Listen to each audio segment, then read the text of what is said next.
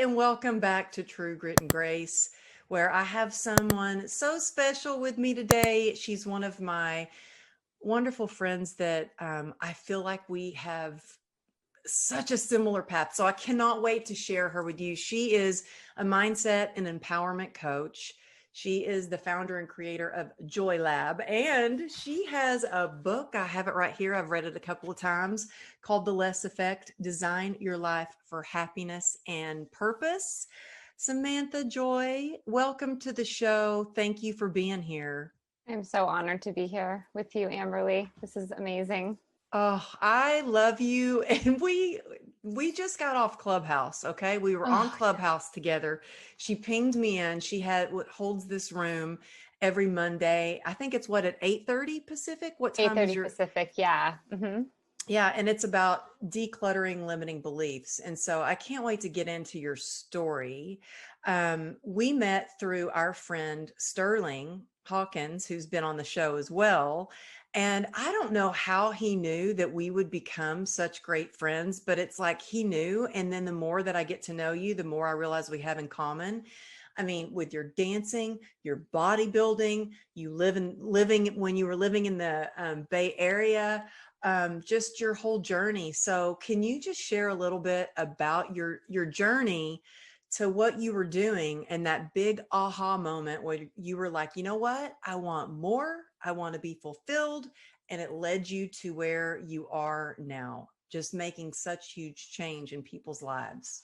Oh, thank you. Yes, thank you for that introduction. I'm very humbled. So, gosh, it's interesting to think about an isolated moment. And I do have one and I will share it. But what I will say to preface it is that I always knew there was more for me. I definitely, at some point in my life, where as kids, we're like, we don't want that. We do want that. We're very vocal. And then at some point in my life, a lot of us can relate, I started to do what others wanted.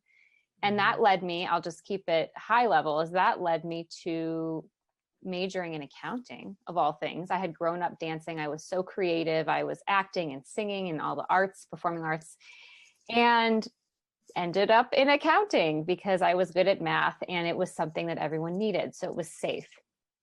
And so I followed that path, but we when we go through life, I can only speak to my own experience. I would feel it in my body. Like your body tells you when something's not right. And it was telling me through this journey. I would have little aches and pains and things, and stomach aches, just this life isn't for me. So I spent like 10 years in public accounting and in that world. And And I you were really successful at it I though. You was, really well, yeah. climbed up to the top of that world, which is a huge accomplishment. I did. And that's definitely something we can dive into as well, right? We were talking about decluttering beliefs just moments ago. And, it was, gosh, I have so much to say about that, but I definitely did excel. So if I was a bit cutthroat in my professional life of, if I'm not heard or I don't get to contribute or be a part of this, I always knew I had that inside me as I'm intentional, right? I didn't want to just be along for the ride, then I'm going to move on to something else. And so eventually I found myself in a position of as the vice president of technology for a company out in New York. And I basically kind of like ran the show. They were wonderful. My employers were wonderful and they really trusted me. And so I had a lot of autonomy. But at the end of the day, I was still selling someone else's product, selling someone else's service, selling someone else's dream. Mm-hmm. I still had to wait to be paid, Mm-hmm. and the paychecks had someone else's name on it on the bottom. It was just like I knew there was more for me. And so I had the isolated moment. My aha moment was on a phone call. God, he must be sick of hearing about this because I've told the story so many times, but I'll never stop telling it because it was such a powerful moment. My mentor at the time and a close friend now, his name is AJ Mirzad. We were on a phone call and I was actually on a business trip to New York. I live in Denver now. I lived in Denver at the time, and I had been traveling there so often, and I was on a call with him in my hotel room. And I'm like, I had been coaching, doing my side hustle for years, and it had been grown out of consulting for so many years. And so it was almost like an extension of that. So I could still have a piece of myself and a piece of my dream, but I was still navigating that. And I just felt a little bit flat. I'm like, I'm serving these people. I have wonderful moments, but like, there's something else. There's something more. And by no coincidence, very shortly before that conversation, you know, a little time had passed since the conversation, I had discovered minimalism and I had started applying it to my life.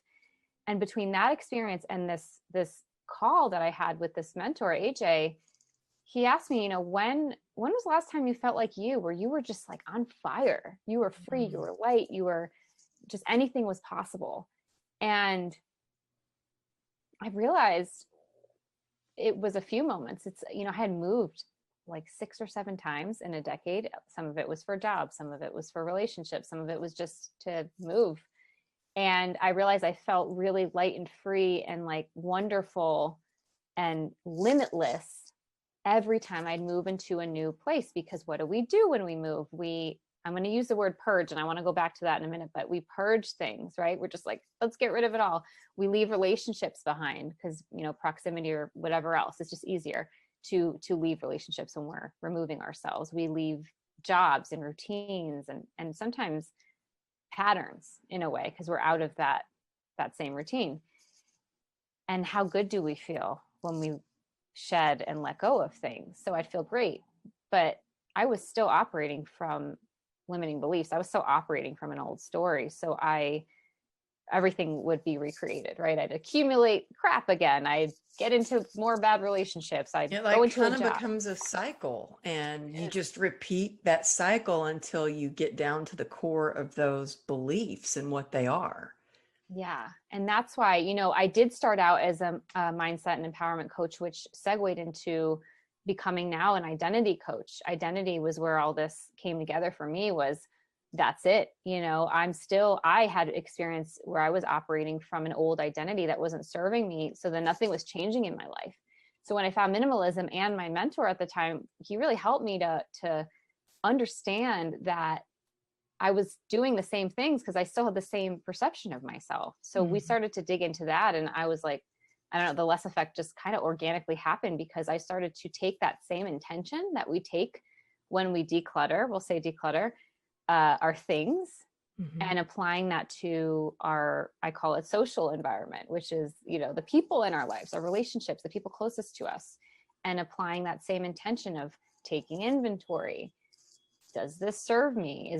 Are these people moving me forward in my life of what I desire, you know, and then applying that same school of thought to habits and things we're doing every day, and everything else that kind of rolls into the intangible, which is, you know, obligations, you know, things we always say yes to when we don't really want to do them. And really the biggest thing I can say about it is that aha moment helped me to hone in on the moments that I felt the most like me, the most in my truth and connected to myself, and to go with that. And how did I go with that? Is I had to shed. Can I swear on here? Yeah. Go ahead, girl. I was going to shed a shit ton, right? Just shedding. And it's a snowball effect. And I know you've experienced this. And yeah, just really being like, it's clear now that I had a story. It's so clear that I had a story and a reason that I had to hang on to all these things. And it's what a story means. Story is not true. And so, yeah, I started, oh my gosh, did I start to release? And what was interesting is it made so much space where my entire company now was formed through this experience. And the less effect is my method, you know, of helping others shed so they can step out of that person they thought they had to be and into the person they really are. Right. Well, how do you, when you're helping someone really identify who they are, what are some of the first questions that you ask them when they feel lost, or they've been telling themselves the same story that's not serving them? How do you do that? Yeah. So the very first piece of this journey, I'll say, isn't let's just get in there and start throwing stuff out, because that's purging. So I'm going to go back to that. What does that lack? That lacks intention. So I love that question because it's setting the foundation of we got to start digging this up and getting clear on what these beliefs are. Otherwise, we're just going to keep going back to that old behavior and the old patterns. So it's often around the common theme of the work we start with there is around connecting back to childhood. Because somewhere along the way, like I mentioned, we a switch was flipped, and we found it more important to please others and please ourselves, or for whatever reason, we had to cover ourselves up with, again, things, people, habits, whatever it is to, Oh, yeah.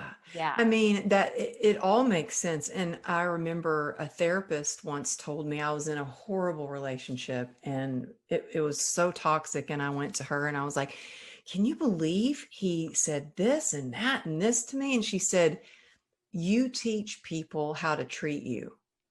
And I was like, oh, like she put it on me. And it was me. I was allowing him to treat me a certain way because I had always been treated that way by the men in my life. And so, in a way, it was kind of what I was telling myself I was worthy of. And it wasn't until I changed that I was able to, have a relationship. And now I'm married to my husband who was like, treats me with respect, who shows up for me. But I had to work on myself before I could get that. And it's not perfect by any means. We are not. But I finally feel like after 2 failed marriages, the third time's the charm. And it's work and it's intentional work on ourselves, on our relationship, on us being together separately and together. And so, yeah, I love that you talk about the intention and the stories that we grow up with. And I'm an overcoming people pleaser. So I totally get that part of it too. Oh, I can relate so deeply. And it's not uncommon. We all on some level, as human beings, we crave validation and we crave acceptance. And that's not necessarily a bad thing.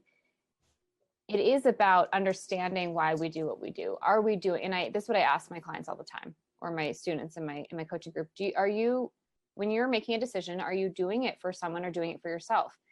And then if we're doing it for someone else, that's when we, back to your question about where does someone start? Yes, it is starting about, around our childhood and when we stop doing that. And then it's digging into that of, what are our fears? Let's lay all our fears out. What are our fears if we don't show up as the person we thought we should? What's the worst that could happen? It's a game that I play with people. I say game. It's not, sometimes it's very challenging, but it's what's the worst that could happen? Because that's a I whole always like other to thing ask too. what is the best that can happen too. Like I Yeah. always like to think what's the worst can happen and then what is the best thing that could happen? Because sometimes that is surprising. Like it opens your mind to possibilities you never even dreamed of. And what I find is when we're able to face fear head on, make friends with fear, and really put it out there, what's the worst that could happen, we can more clearly see what's the best that could happen. Like this is also a possibility, and in a lot of cases, a probability.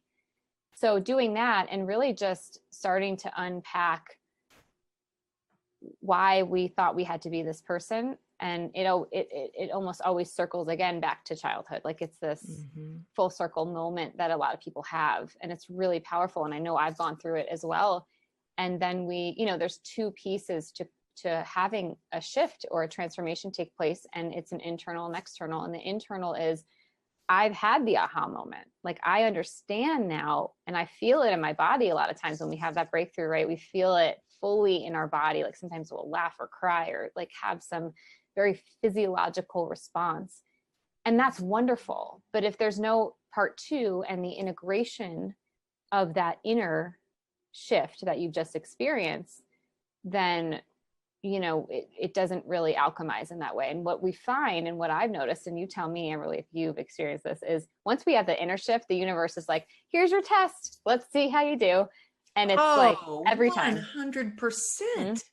It is like when I'm like, oh, I really need to work on healthy boundaries. I, in that day, will get a million phone calls and a million reasons that I have to really stand my ground and put up some healthy boundaries. And I will get tested on it like over and over and over. It's kind of amazing though. It's kind of It's like, I'm the universe. I have faith in you. Let's see what you can do now. Now that you've experienced this inner shift, let's see what that looks like for you in your life. And that really, it solidifies it. And that's when we go back to identity, that's when we really start to feel rooted in that identity. And that is why I got into the work now that I do around identity work of like we declutter, right? Because everything in our lives is a manifestation of and reflection of who we believe we are, our identity, the things in our home, the relationships that we form and maintain, and the habits and the patterns and the things we say yes to and the routines, all of that, you know, is a reflection of our identity, for better or for worse, right? And so the idea, and that's really what, based on our self-worth, the stories we tell ourselves, what we believe that we're capable of doing. I mean, that's so much, I mean, to work on. you know, I mean, I say that just because I still work every day on my self-worth. It wasn't until I started really, and I think it helps when other people come in and help you along with that. You know, absolutely. that times when I've been really scared, like right before I was given my TED talk, and I was so scared, and I had one of my clients say, Amberly, you have gotten through 34 surgeries. You can stand on a stage and talk. And I was like, oh, it shifted something in me. Like, if I can get through all of that, then I can do this next thing. And so sometimes that's what I like to do, is think about the hardest thing I've ever gone through and how I made it through. And that gives me the confidence to keep moving forward. And that's why I like you were talking about facing your fears. How would you suggest someone face their fear when they are terrified to do something? You dive into it. And what I mean by that is you really do play out the worst case scenarios. And I mean, you write them down and you read them and you look at them and you sit with them.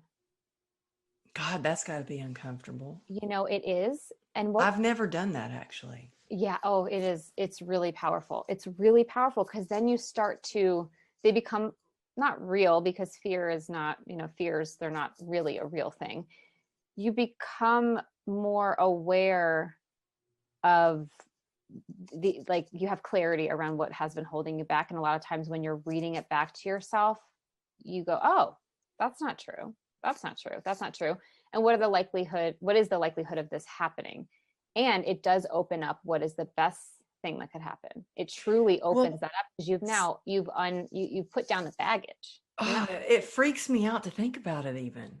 I mean, seriously, like I think about, I'm about to give a huge talk. I'm speaking with Kevin Harrington and Sharon Lecter and Mo Love. I mean, it's crazy, these speakers. And if I start to sit there and go, oh my gosh, what if my slides don't work? What if You're doing it right now. Good. you know, what I swear that I'm like, what if I say something that's just horrible? What if I can't log on to, because it's virtual? What if I can't log on? Like, I start getting more freaked out. But So I don't even like to think about but what if they all those things. happen? What happens then? What Then happens? I start thinking, I blew it. Like I start that negative self-talk. And that, man, that negative self-talk is something I literally have to talk to myself I feel like I talk to the negative part and go, Amberly, stop it, let it go. It's over. It's done. I mean, just something as simple as, I was talking on Clubhouse with Grant Cardone. Do you know who Grant Cardone is? Mm-hmm. Well, he pulled me up on the Clubhouse stage to talk, and I had, right when they asked me to speak, I had just finished doing push-ups, and so I was out of breath, and I get on there and I'm like, yeah, this is great. And I was like, after I talked, I was like, oh my gosh, that was terrible. Oh my God, that was my one chance. I blew it. And it's terrible. What do you do when you start having that inner critic or the villain or whatever you want to call it come out? What do you do?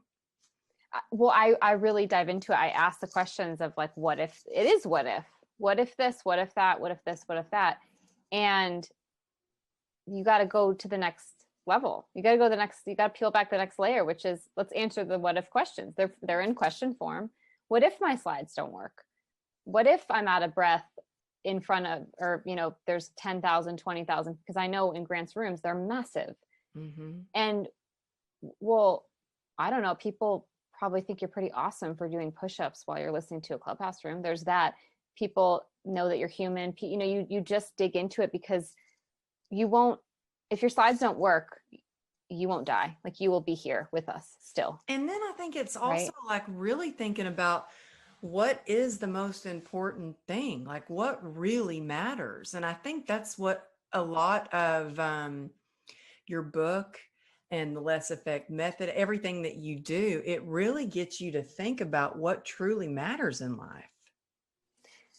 Yeah, getting to our core. It really got me thinking about what really does that really matter? Do those thoughts really matter? I mean, is it like what you just said? Are you going to die? No. Well, then it's okay. Who cares? You have material for like another time. You have an anecdote. That's great. You know, like people like, and I think with, you know, going back to Clubhouse, people like real. Like my son will be in the background, or just insert awkward moment here, you know, whatever it is, you know, breathing heavy from push-ups, whatever it is. It's like we're joining each other in our daily life, everyday life. And how cool is that? And so if your slides don't work, then people will go, oh yeah, I remember that time I did something and it didn't work. Or, you know, we make up these scenarios like this one talk is our defining moment. And it comes from too, this is where you start to peel back the layers, is it comes from a place of like maybe lack, right? Saying, this is my one shot. This is my one shot I got. And if I blow yes. I'm done for. And that's a story. That's not true. Saying, this is one of many things that are going to, no matter how this goes, even if I blow it, whatever, that we're always our own harshest critic, right? But even if I blow it, there are going to be so many plentiful, abundant opportunities for me, you know, along the way. And going back to what you said, what is the best thing that could happen? You know, you might mess up the slides, and this is scary, right? It's like even thinking about it is crazy, but then you're not, if you do this work before the talk, then you go into the talk like, well, I'm prepared for anything at this point, you know, and it'll go how it's going to go. But fear is an interesting thing because we don't fear the thing. We create, it's like this buildup that when we do the thing, we're like, oh, and it completely disappears. So fear is just that period of buildup where we tell ourselves a story. And so we get to choose. That's where we bring intention into it, is we get to choose what that story is, right? We get to sit in that period of time before this talk or before the thing, whatever the thing is, and imagine the best thing to ever happen, or imagine it being imperfect and it's still being amazing, right? I love intention. I mean, before I do anything, I really focus on what my intention is. Whether it's whether it's something like a talk or an interview or a social media post or a Clubhouse room or a conversation with my kids or whatever it is, I really like to focus on intention. And I think that gives you a little more clarity. And I think also people appreciate when you tell them. I like when somebody tells me what their intentions are. I like knowing. I like when people are completely upfront with me and they let me know what their intentions are. Agree. Yeah. Communication is really important, and authentic communication is wonderful. And, you know, it's interesting because we, even through Clubhouse and all of that, it's really been wonderful. It's funny that it keeps coming up. We'll see if this is still going to be around in a little while, but I know it's crazy. Who knows? But it's just, I have to tell you something embarrassing. Tell me. I got the screen time, you know, every week it'll give me my screen time, how many hours a day I've spent on screen. Take a guess how many hours? 7.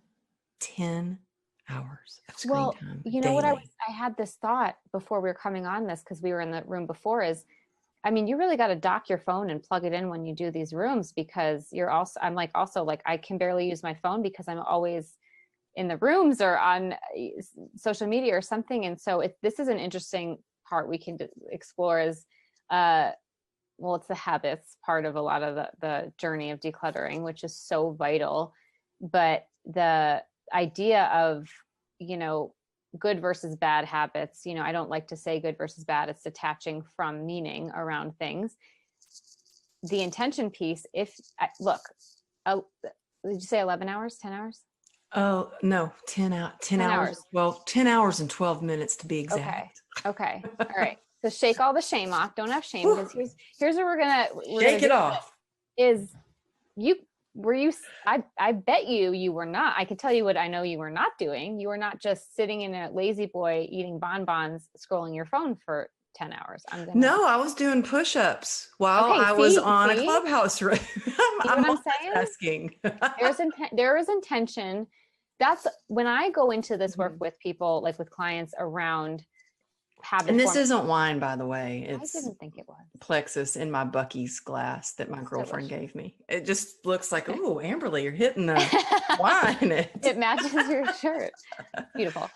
Yeah, it's not about let's take it from this part of things, minimalism, right? Everyone's like, minimalism, it means less, it means living off the grid, it means like you can't make money, you gotta, saying, oh, we should focus on what's important, all of that.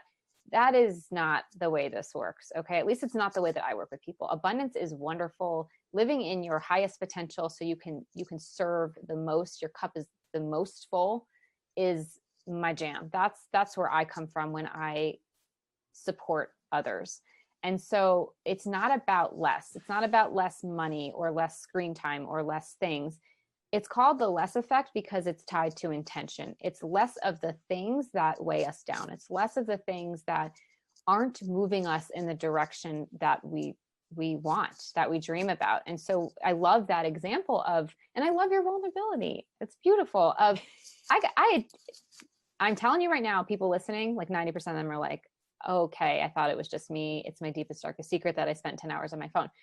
However, I see you on there. I hear you in the rooms. I see all the stuff you're posting. It is beautifully full of intention and contributing.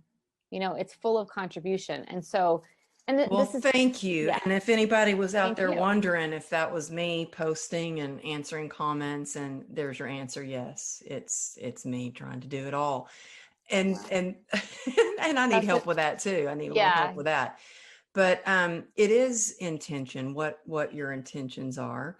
But sorry, go ahead. And you're helping me feel better about the 10 hours and 12 minutes, by the way. Yeah. And only maybe how it could have been done more efficiently or better, right? Air quotes, better, because who you are. This is a journey. Like you said, this is not, when we declutter, this is not like, okay, and we're done. And that was hard, but we made it. I mean, it is ongoing.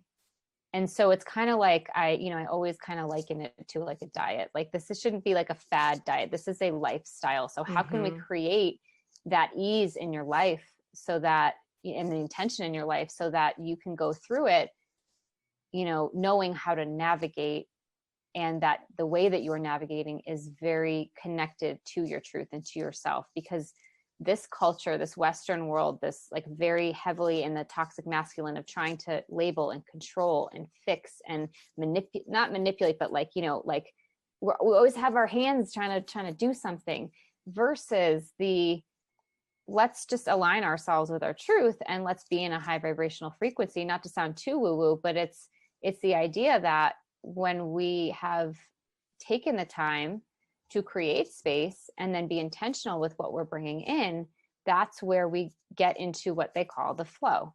Anyone who's listening, if you've ever experienced the flow, that's what that is. You're in alignment.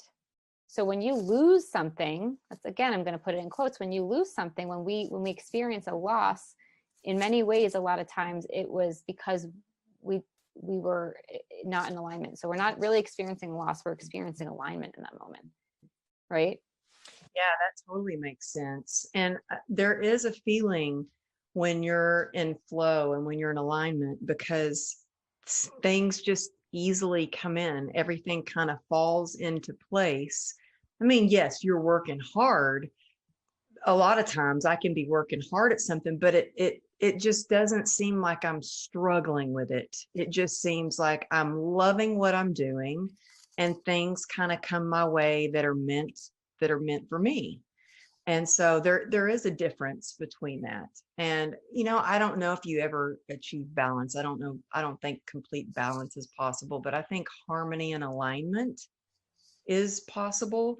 And I think it is being aware of yourself, your habits, and what you're doing. And for me, the first step was like by acknowledging that, by making sure I see what my screen time is and I pay attention to that. And it's always exciting when something new comes out. Here I was thinking, and I know at one time you were thinking like, I'm done with Instagram. I'm going to get off of here for a while and everything. And so many people that I've talked to are like, I'm done with social media. I'm not posting as much, forget this. And I'm spending less screen time. And then out comes Clubhouse.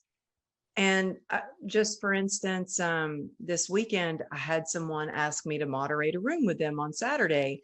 And it was Vera Wang. So of course I'm like, yeah, I'm going to moderate with you. I'd be honored. The room went on for 3 hours.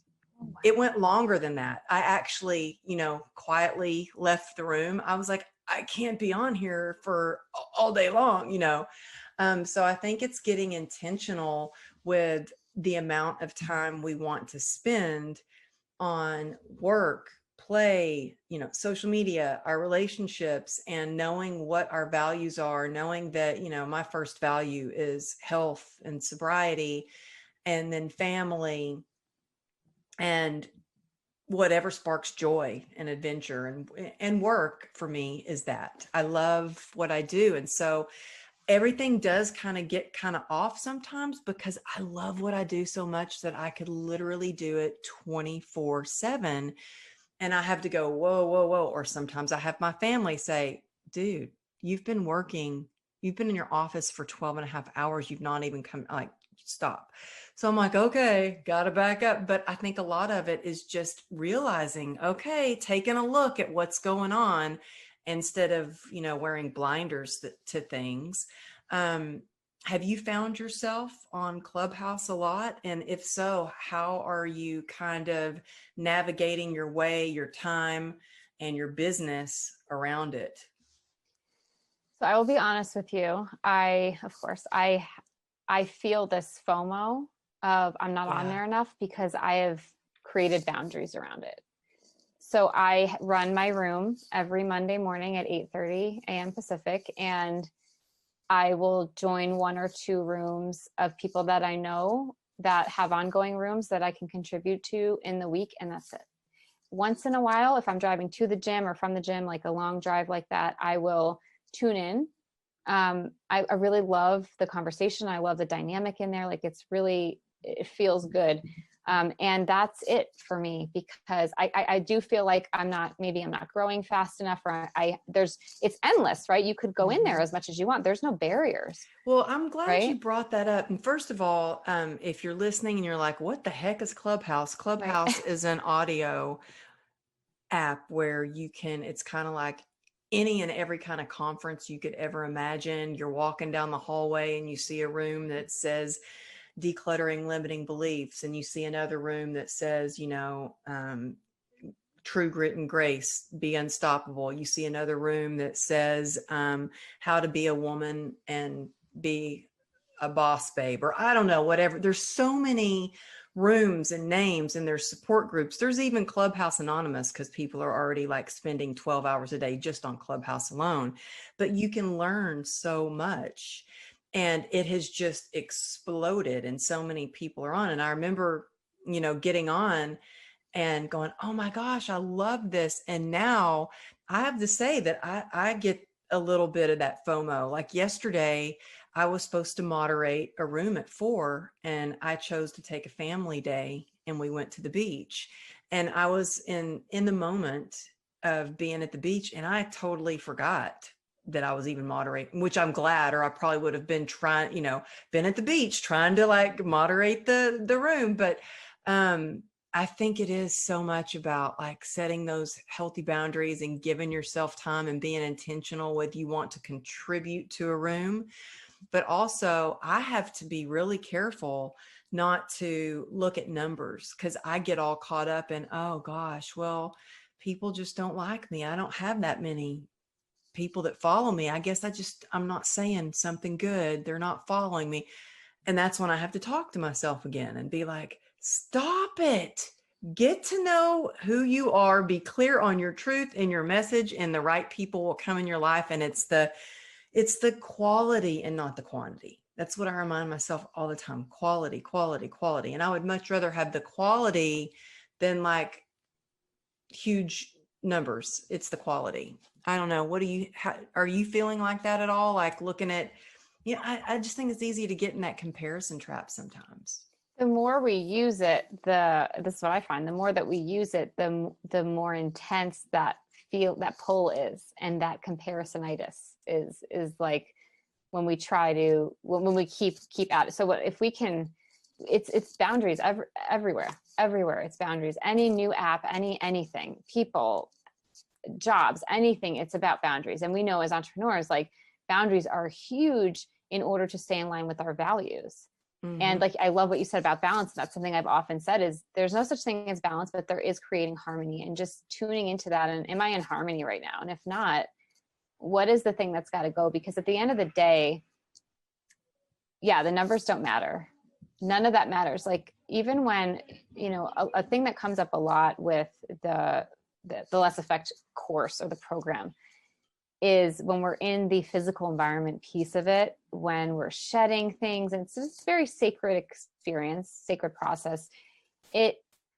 It's kind of, we dive into why we accumulate and consumerism and why we feel like we need to buy things and the meaning that we give them. Like, why do we do that with things that are just inanimate objects, when at the end of the day, it's not what matters. So digging into if we go buy a Ferrari, it's not like about the actual like metal or whatever the car is made out of and like the thing. It's about we can drive fast. We get to feel powerful. We get to feel like the wind in our hair. We feel excited. It always comes back to a feeling, right? It's not about the thing. It's about the feeling that the thing could possibly elicit. And then when we get to the feelings, we can tie those to the values. And if they align with our values, and then understanding like ways to get there that don't involve accumulating, don't involve, trying to please other people and all of that. So yeah, social media in general it is a blessing and a curse. And if we don't there was a time where I used it and I realized I'm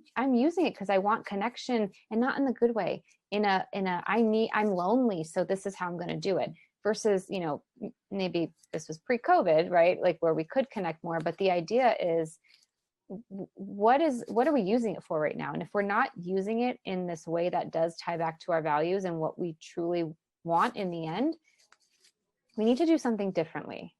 Mm-hmm.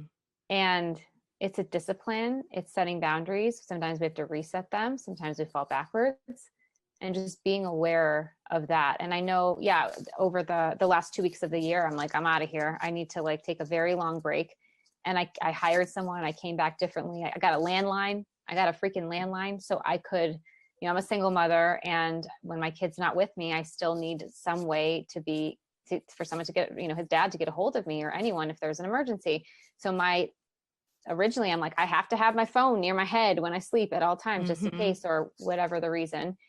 And so at least when I'm in my home, I think people forget that our phones have a power button. Like, I want to ask everyone, when's the last time you shut your phone off? And not because it died. That's not intention, but intentionally shutting your phone off. So I have moments in my day where my phone is off. Like, it's not on, it is off. And so that's where, if we want to talk about habits and things around that, you're not broken. You don't need fixing just because you keep going back to a habit. You just need to change your environment, because if your cues and your triggers are on a silver platter for you, if you're trying not to use a phone, but your phone's near you all the time, like right now, sorry guys, I'm gonna move this. But it's near you. I just got off Clubhouse, so you're gonna fall back into it. this is how the brain works. We have to rewire our habit loops. We've got a cue or a trigger. We've got the behavior, which is what we know as the habit, the action. And then we've got a reward. I don't love the word reward because if it's an unhealthy habit, it's not really a reward. It's more of a payoff.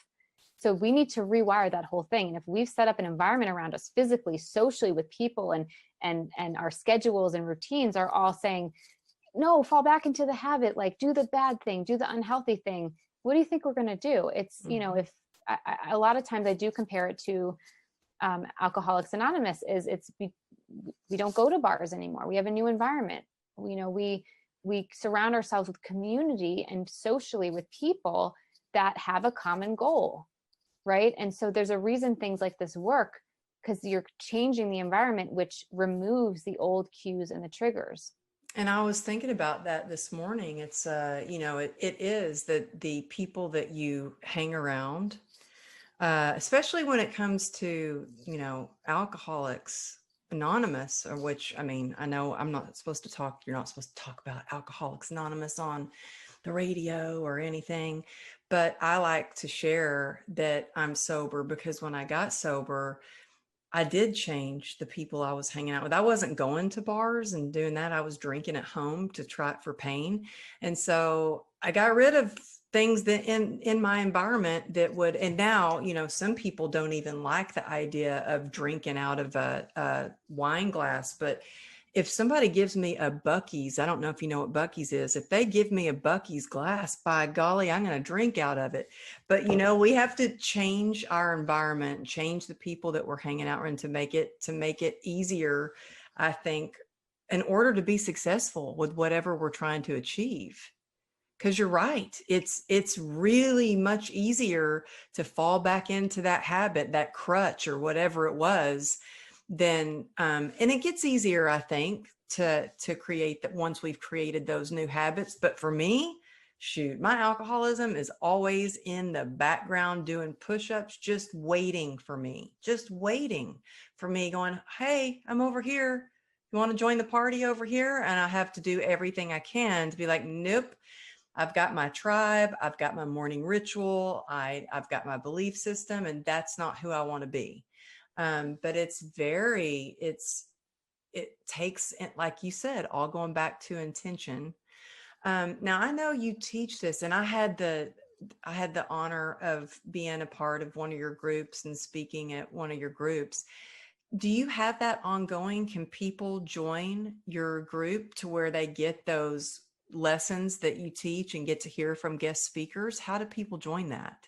Oh, so I will have a public reopening of it, a relaunch of the Joy Lab is the name of the coaching group. It's a membership model. And yeah, once I reopen it to the public, it was supposed to be this month, but I have another launch for my online course happening, lots of things going on. So it likely will be next month. And yeah, we're reopening next month, and I'm so excited. And we were so blessed to have you as a guest speaker in there because you gave us so many gems. And I'm reading your book, and just your life is so inspiring in the way that you have, I have to give you this, like the way that you have overcome everything is phenomenal, to the point where I think, people may meet you. I said, Amberly had in her story, how old is your daughter that you were picking up in that story, in the video? 12. Yeah. She's 12. And yeah, and you're picking her up. And I think I said to you, like, anyone. You're the reason I posted it. You know that, right? Oh, no, I didn't. You're the reason I posted it, because it was in my story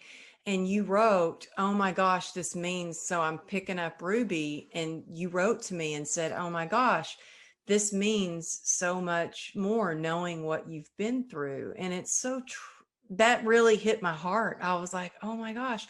So that's why I shared that I'm getting emotional. Yeah. Because of you. And yeah, your book was so powerful. And watching, I mean, someone might see you and say, oh my gosh, she's so strong. I think that's what I said. She's so strong. She could pick up her 12-year-old. And I'm here like, oh my God, she's been through so much. She almost lost her leg in like 30 odd surgery. I'm crying. Sorry. You're making me cry. I'm serious. But it's like, it's just such a simple thing that once I learned more about you, and it was just so inspiring. And it's such a, it just like got me, because I'm also a mother, and We have you so much know? in common, and we Wow. connected on such a deeper level, and we didn't even get into that. I've got to have you back on the show just to talk about motherhood and being an entrepreneur and being a single mom, because y'all, she's a badass. She has started, this business, and not just any business. I mean, successful, with a waiting list of people to get into her Joy Lab. And I loved being a part of the group. Such beautiful souls. I connected with every single person after I spoke at your group. Every single person. They were so incredible. And to see and hear them share their transformation because of you, that just really touched my heart. So, I mean, you are incredible, all that you do. And I love single moms because I was a single mom for so long. And I think that building my fitness career was so much more meaningful to me. And buying my first house was so much more meaningful to me because I did it on my own. It was like me and my daughter Savannah and the world. It was like, we got this, girl, And so I was a single mom from like the same time, I think, as you, about the exact same time that you became a single mom. I was a single mom. And so our stories, we have so much in common. And I feel this bond with you. And so I feel like I could talk to you all day. And if you would be willing to come back on the show sometime and talk about, being a mom and being an entrepreneur and your coaching business and how you launched that, would you do that? I would love to, because it's honestly interesting, the shift, especially when we talk about identity, the shift that happens firstly when you become a parent, right?